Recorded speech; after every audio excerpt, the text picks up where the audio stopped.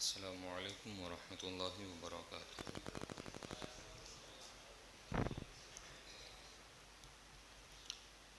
الحمد للہ نحمده ونستعینه ونستغفره ونؤمن به ونتوکل علیہ ونعوذ باللہ من شرور انفسنا ومن سیئات اعمالنا من يهده الله فلا مضل له ومن يضلله فلا هادي له ونشهد أن لا إله إلا الله وحده لا شريك له ونشهد أن محمدًا عبده ورسوله أما بعد فأعوذ بالله من الشيطان الرجيم بسم الله الرحمن الرحيم ألم تر إلى الذين تولوا قوما غضب الله عليهم ما هم منكم ولا منهم ويحلفون على الكذب وهم يعلمون صدق الله مولانا العظيم وصدق رسوله النبي الأمين المتين الرؤوف الكريم ونحن على ذلك لمن الشاهدين والشاكرين والحمد لله رب العالمين إلى يوم الدين۔ آیت کریمہ پر کچھ گفتگو کرنے سے قبل انتہائی عقیدت و ادب و احترام کے ساتھ نبی کون نور مجسم شفیع امم سید الانبیاء امام الانبیاء سرور کائنات صلی اللہ تعالی علیہ وسلم کی بارگاہ مقدسہ میں عقیدت و محبت کے ساتھ درود پاک پر ہیں۔ اللہم صلی علی سیدنا مولانا محمد وبارک وسلم صلاۃ و سلام علیک یا رسول اللہ صلی اللہ تعالی علیہ وسلم۔ سرورہ شاہ کریمہ دستگیرہ شرفہ حرمت روح پیمبر یک نظر کن سوئے ما غوث اعظم بمن بے سر و سما مدد قبلہ دی مدد کعبئی ما مدد قادریم نعرہ غوث اعظم میزنم دمد شاہ احمد رضا خان قطب عالم میزنم۔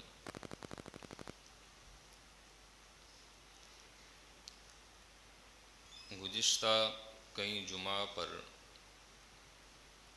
دوستی کے تعلق سے ہماری گفتگو ہوئی تھی کہ دوست کیسا ہونا چاہیے اور دوست کسے بنانا چاہیے۔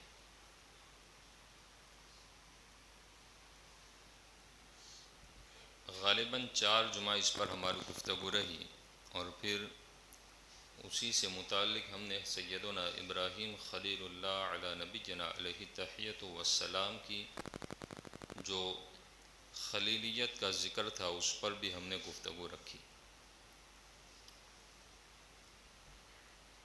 اسی سے متعلق میں کچھ بات پیش کرنے کی کوشش کروں گا۔ دیکھیں قرآن کریم کے اندر رب کائنات نے اس دوستی کی اہمیت کو ذکر کرتے ہوئے قرآن پاک میں یوں فرمایا الم تر الی الذین تولوا قوما غضب اللہ علیہم، کیا تم نے ان کو نہ دیکھا جنہوں نے ان لوگوں کو دوست بنا لیا جن پر اللہ نے غضب فرمایا۔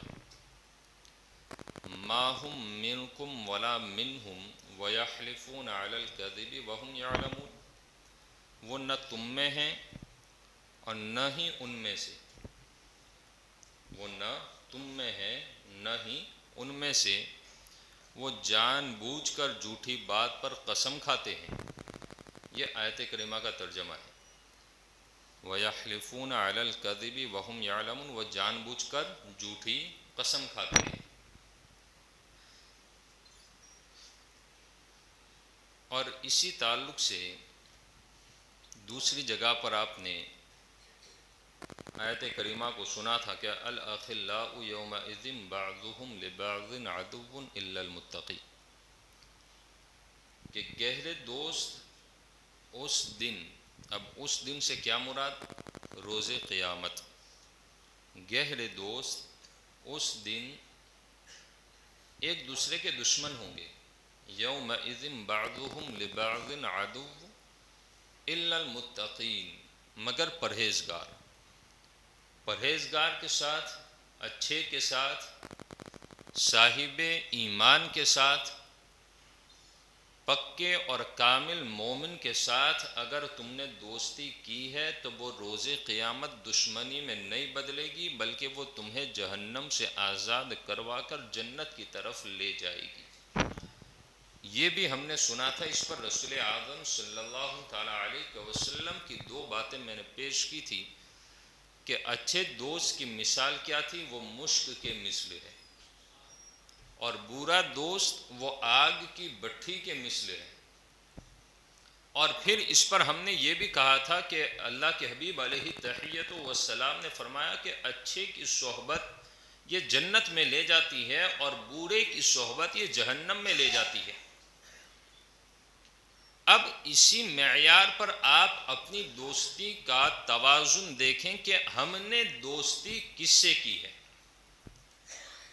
ہمارا دوست ہمیں سیدھے راستے کی صلاح دیتا ہے یا غلط راستے پر لے جاتا ہے، وہ ہمیں غور کرنا ہے۔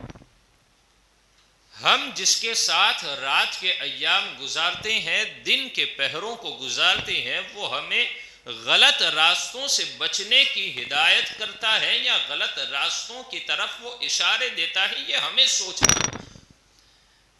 ہم نے اس دوستی کو یہ سمجھا کہ بس دوستی ہے، صرف ٹائم پاس کے لیے یوز کیا، یوز کرنے کے بعد اسے تھرو آؤٹ کر دو، ہو گیا فنش۔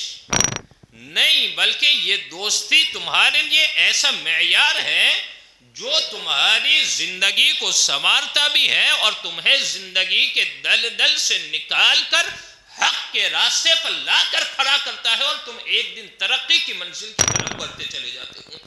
یہ ایک اچھے دوست کی ایک اچھی نشانی ہے۔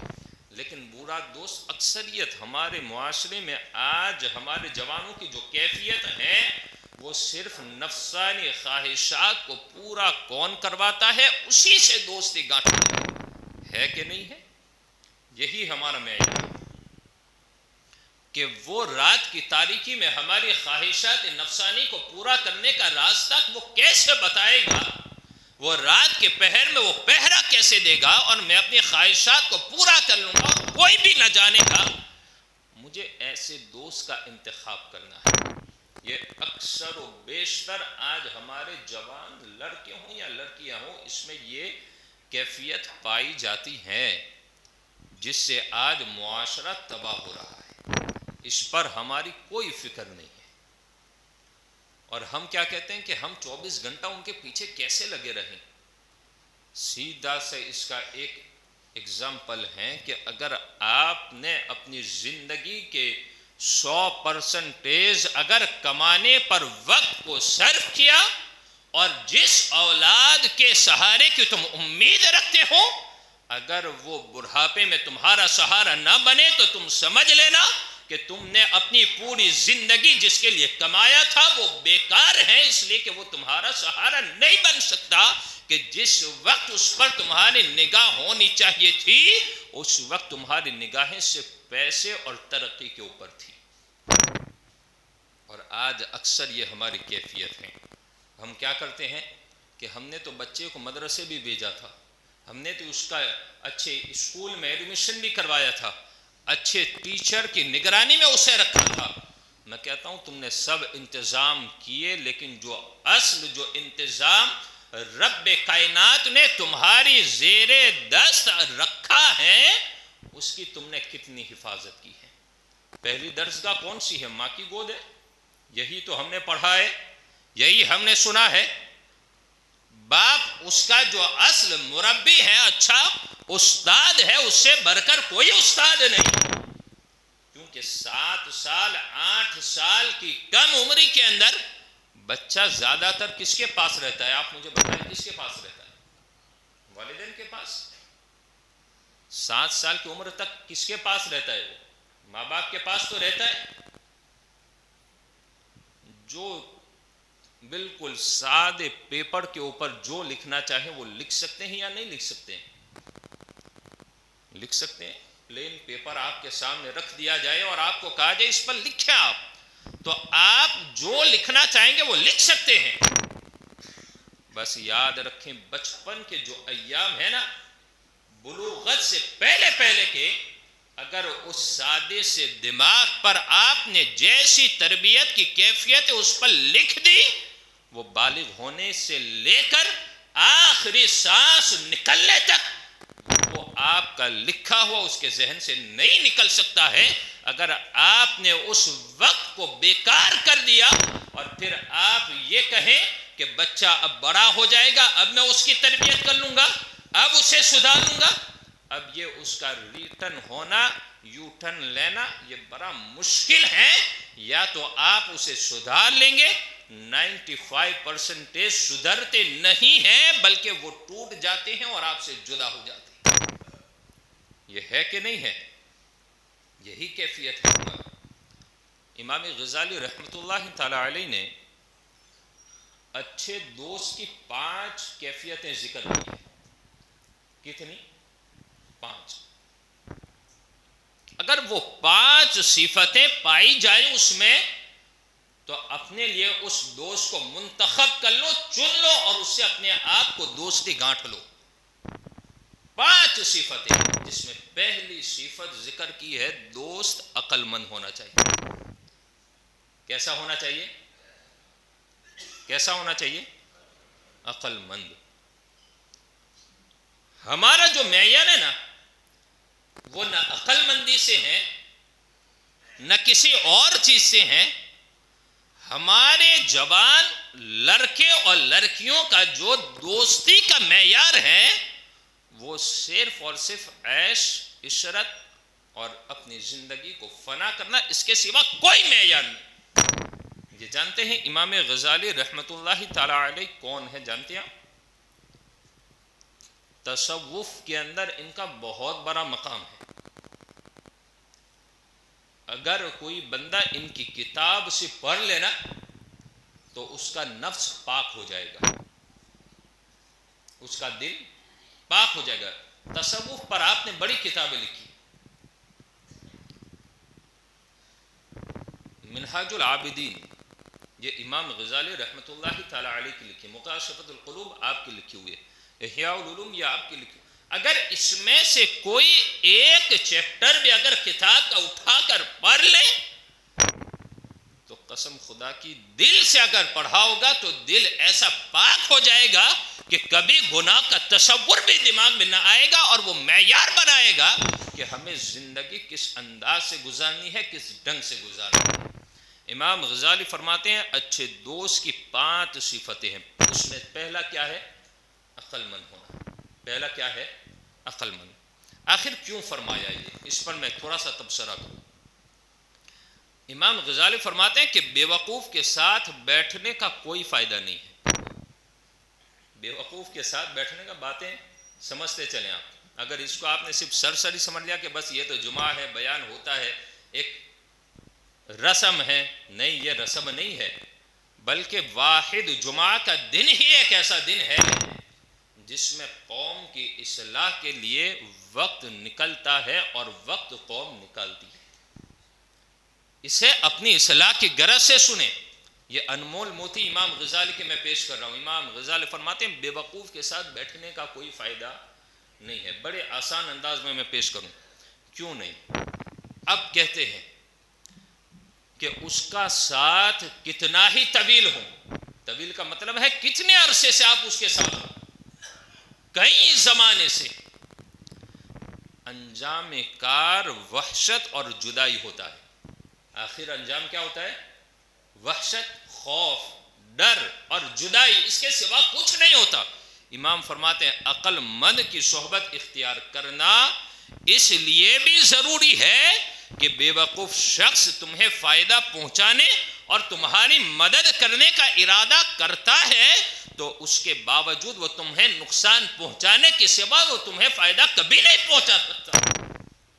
وہ کوشش تو کرتا ہے کہ میں اپنے دوست کو فائدہ پہنچاؤں، لیکن وہ آپ کو فائدہ نہیں پہنچا سکتا، بلکہ وہ کیا پہنچاتا ہے؟ نقصان کے سوا وہ کچھ بھی نہیں پہنچاتا۔ اس لیے امام فرماتے ہیں کہ بے وقوف سے دوستی نہ کرنا اور دوری اختیار کرنا اللہ پاک کے قرب کا ذریعہ ہے۔ امام کیا فرماتے ہیں؟ بے وقوف سے دوری اختیار کرنا، مطلب کیا کہ دوستی نہ کرنا، اس کی صحبت میں نہ بیٹھنا، یہ اللہ کے قرب کا ایک عظیم ذریعہ ہے۔ سمجھ میں آ رہی ہے بات؟ دیکھیں اب اس کی میں ایک مثال پیش کرتا ہوں، سمجھ میں آ جائے گی اب آسانی سے یہ مثال۔ کہتے ہیں کہ ایک شکاری، ایک ہنٹر، شکار کرنے والا جنگل میں گیا کہ شکار کروں۔ توجہ کرنا اس مثال پر، بات پوری سمجھ میں آ جائے گی کہ یہ بے وقوف سے دوری اختیار کرنے سے رب کا قرب کیسے ملتا ہے، اللہ کی بارگاہ کے اندر قربیت کیسے ملتی ہے۔ تو کہتے ہیں کہ شکاری ہنٹر شکار کرنے گیا اور جنگل میں جب وہ اس نے دیکھا تو کس کو دیکھا؟ ایک بندر کو دیکھا۔ کس کو دیکھا؟ بندر، جس کے پاؤں میں کانٹا لگا ہوا تھا۔ جس کے پاؤں میں کیا چبھا تھا؟ کانٹا۔ شکاری کو بندر پر ترس آیا، شکاری کو بندر پر ترس آ گیا، یار جانور ہے، اس سے کانٹا اس کے پیر سے دور کرنا چاہیے۔ بندر کے پیر سے اس نے کانٹے کو دور کیا، بس بندر اسی پر فدا ہو گیا کہ میرا یہ مخلص ہے، مجھے اس کے ساتھ رہنا چاہیے۔ اب شکاری سمجھا یہ میرا مخلص ہے، مجھے اس کے ساتھ رہنا چاہیے جنگل میں۔ اب ہنٹر نے، شکاری نے اسی کی دوستی گاٹھ لی، بندر نے اس کے ساتھ رہنا شروع کر دیا۔ اب چل رہے ہیں ساتھ، توجہ کرنا ابھی ان الفاظ پر۔ کہہ رہا ہے کہ بندر کے سے پیر سے کانٹا نکالا، بندر نے اس سے دوستی کر لی شکاری کے ساتھ، اور شکاری سمجھتا کہ یہ میرا مخلص ہے، میرا خیر خواہ کرنے والا ہے، مجھے اس سے فائدہ پہنچے گا، کبھی نقصان نہ پہنچے گا۔ شکاری نے کسی بات پر اس کی توجہ نہ دی۔ وہ ایک دن یوں ہوا کہ شکاری جنگل میں سو رہا تھا تھکان کی وجہ سے، اور بندر اس کی نگہبانی کر رہا تھا، اور شکاری کی ناک پر آ کر مکھی بیٹھ گئی۔ کیا بیٹھی؟ کیا بیٹھی؟ مکھی۔ اب مکھی کی ایک فطرت ہوتی ہے، بڑی ضدی ہوتی ہے۔ ضدی ہوتی ہے کہ نہیں ہے؟ مکھی بڑی ضدی ہوتی ہے، آپ اڑاؤ دوبارہ آ کر بیٹھے گی، آپ اڑاؤ پھر بھی بیٹھے گی، بڑی ضدی۔ بندر اڑا رہا ہے پھر بھی وہ اڑ کر پھر بیٹھ رہی ہے۔ اب بے وقوف تھا، کہا کہ اس بے وقوف سے دوستی بڑی مہنگی ہے۔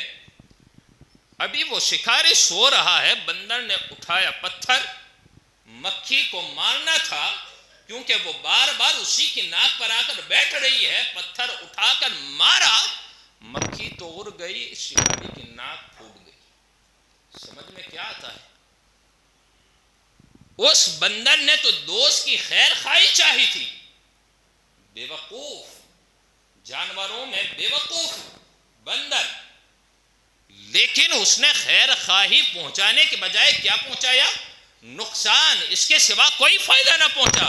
اسی لیے امام غزالی فرماتے ہیں کہ بے وقوف سے دوری اختیار کرنا یہ اللہ کریم کی بارگاہ میں قرب حاصل کرنا ہے، یہ پہلی چیز۔ اب اس پر ہم اپنی دوستی کا معیار دیکھیں، کیا ہماری دوستیاں کیسی ہے؟ کیسی ہے ہماری دوستی؟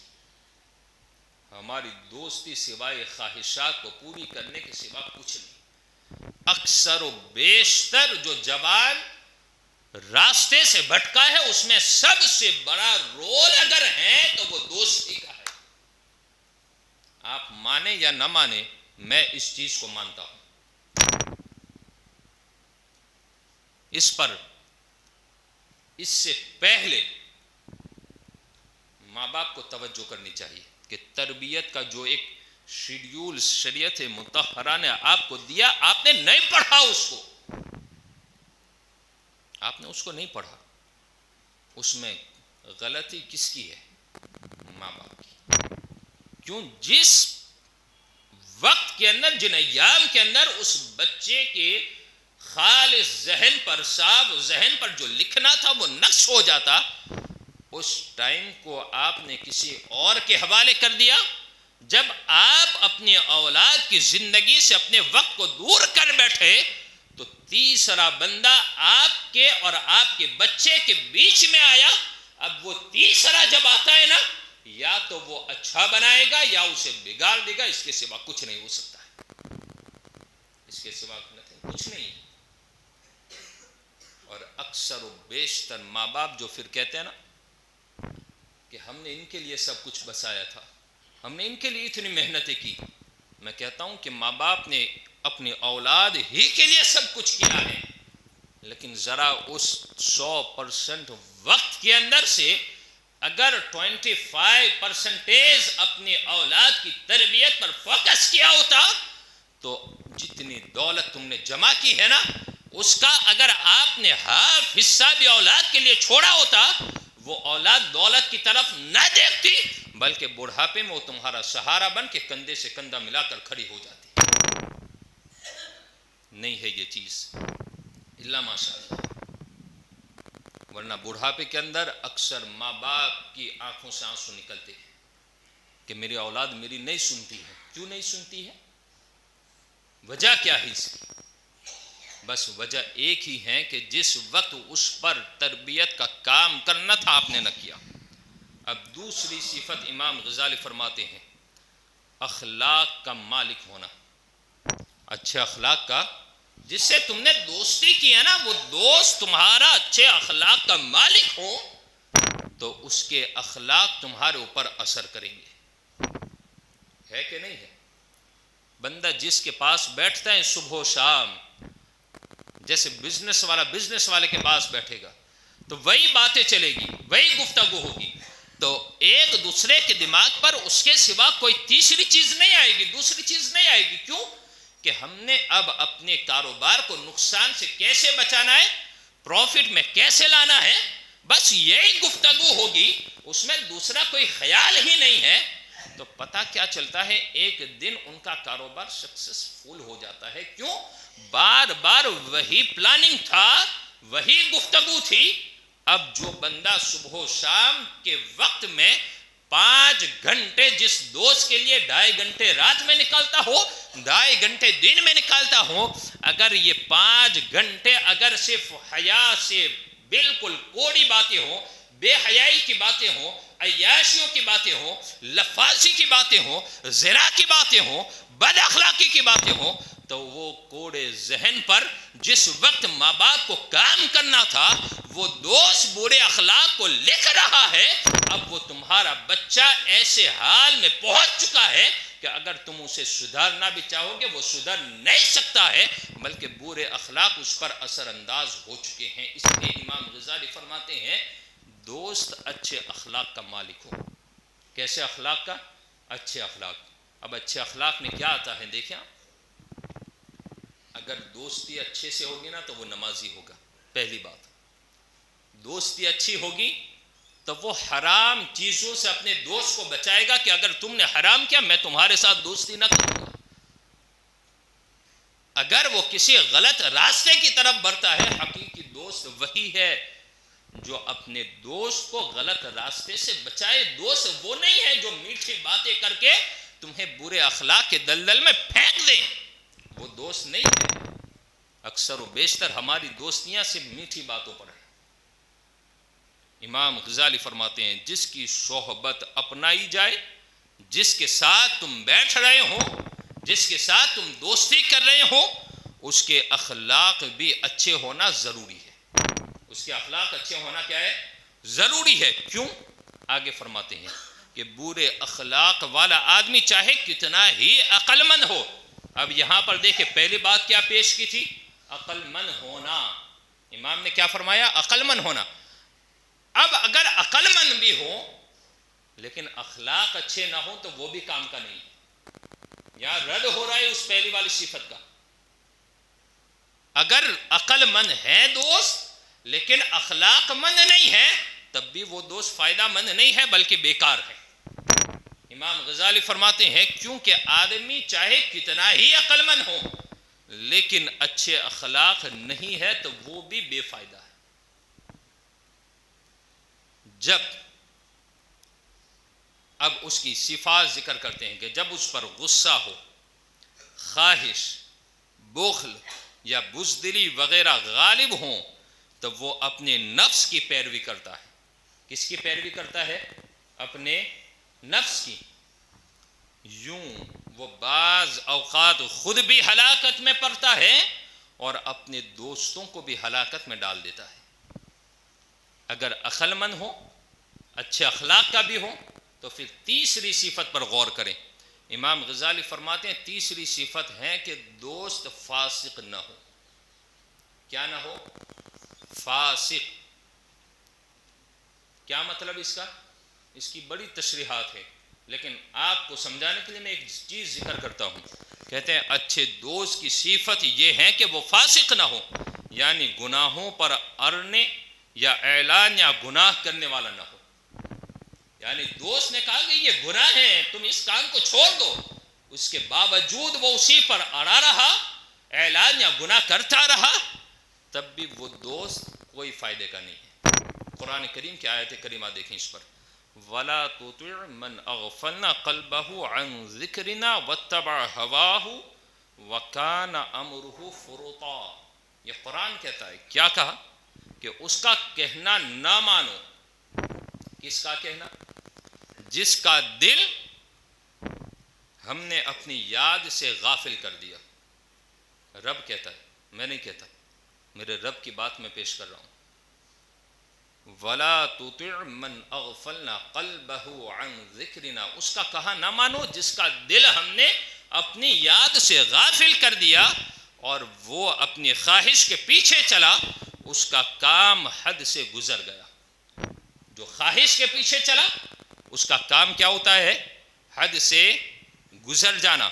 اور جب بندہ حد سے بڑھ جاتا ہے تو پھر دوسری جگہ پر دیکھیں، فَأَعْرِضْ عَمَّنْ تَوَلَّى عَنْ ذِكْرِنَا وَلَمْ يُرِدْ إِلَّا الْحَيَاةَ الدُّنْيَا۔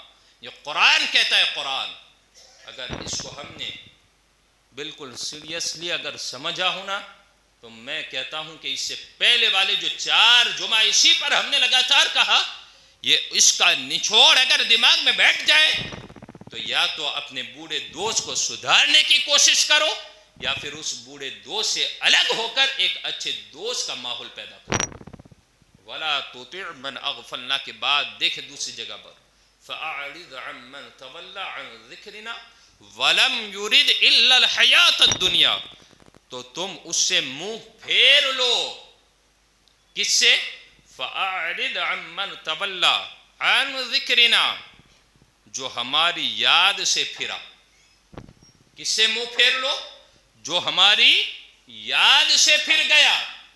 اب جو دوست بے نمازی ہوں اس کے باوجود اس کے ساتھ دوستی رکھنا گویا کہ خود اپنے آپ کو ہلاکت میں ڈالنا ہے۔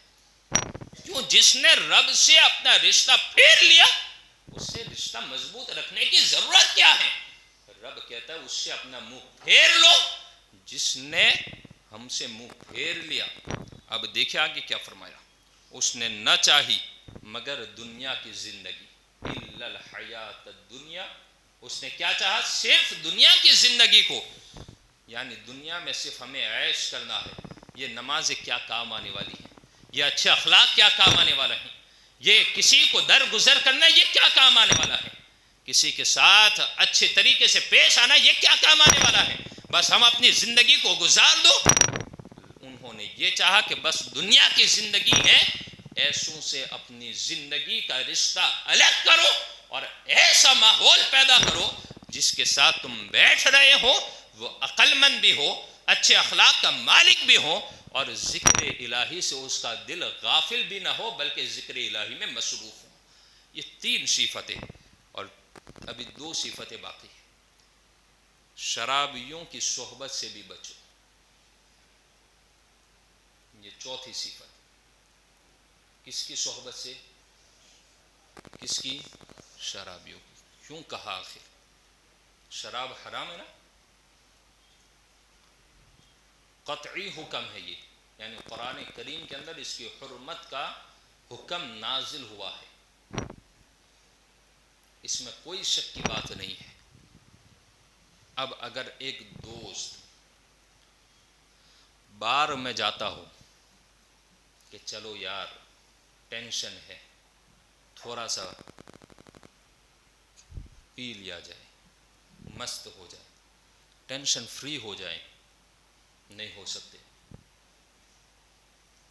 اور یہ بھی تصور نہ کریں کہ زیادہ سے زیادہ پیسے کما کر ٹینشن فری ہو جائیں گے، لوگوں میں نام کما کر ٹینشن فری ہو جائیں گے، اچھے بنگلوز میں رہ کر ٹینشن فری ہو جائے گی؟ نہیں، کبھی نہیں ہو سکتے۔ اگر ٹینشن فری ہونا ہے تو ایک ہی اصول پر عمل کرو جو رب کائنات نے کہا، الا بذکر اللہ تطمئن القلوب۔ اگر کوئی دلوں کو اطمینان دیتا ہے، تسلی دیتا ہے، سکون دیتا ہے، تو وہ صرف اور صرف رب کائنات کا ذکر ہے، اس کے سوا کوئی چیز نہیں۔ یہ ذکر سے ہماری زندگیاں بالکل غافل ہے۔ میں نے بارہا آپ سے کہا ہے کہ آپ چاہے اپنے دکان کی میز پر بیٹھے ہو، چاہے کہیں سفر پر ہوں، اگر کوئی کام نہیں ہے تو زبان کو درود مصطفیٰ کے ورد میں مشغول رہو، اسی کی برکت سے گناہ بھی معاف ہوں گے اور ترقیاں بھی ملتی چلی جائیں گی۔ لیکن یہ چیزیں ہم نے عمل سے دور کر دی ہیں، بالکل کوڑے ہم بن چکے۔ اور خصوصاً میرے جوان ساتھیوں، یہ زندگی بڑی مختصر سی ہیں۔ قل متاع الدنیا قلیل والآخرۃ خیر لمن اتقى ولا تظلمون فتیلا۔ یہ قرآن کہتا ہے قل متاع الدنیا قلیل، دنیا کا سامان جو ہے نا، ساز و سامان برتنا بہت تھوڑا ہے، بہت تھوڑا۔ اگر کوئی بندہ 100 کروڑ کا بھی مالک بن جائے نا، پھر بھی یہ تھوڑا ہے، پھر بھی یہ کیا ہے؟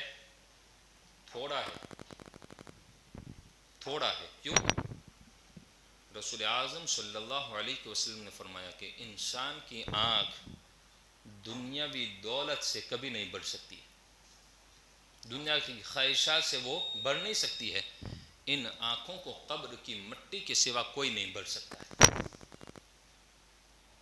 اگر میرے پاس ایک بلڈنگ ہو جائے تو میں خواہش کروں گا چلو دوسری ہو جائے، ایک کار ہو جائے میں سمجھوں گا چلو دوسری بسا لیں، 1 کروڑ کا مالک بن گیا چلو اور 1 کروڑ کے پیچھے لگ جائے گی۔